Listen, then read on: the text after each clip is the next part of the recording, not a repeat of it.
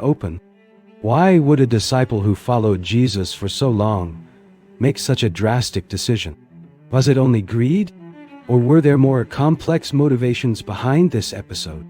To explore these possibilities, we need to look beyond the well-known Gospels, and also consider ancient texts that circulated among the early Christian communities. Among them, a manuscript that remained lost for centuries, the Gospel of Judas. For many centuries, the Gospel of Judas was known only through references made by early Christian writers. One of the most important was Irenaeus of Lyon. Around the 2nd century, Irenaeus wrote against various groups he considered heretical. Among those texts, he mentioned a gospel that presented Judas in a very different way from the dominant tradition. According to Irenaeus, this document was part of a set of writings associated with currents of early Christianity known as Gnostic. For a long time, it was believed that this gospel had completely disappeared.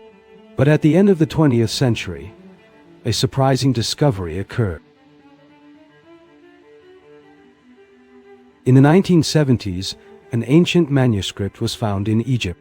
This codex, written in the Coptic language, contained several ancient religious texts. Among them was the Gospel of Judas. After a long process of restoration and translation, the document began to be studied by specialists in the history of early Christianity.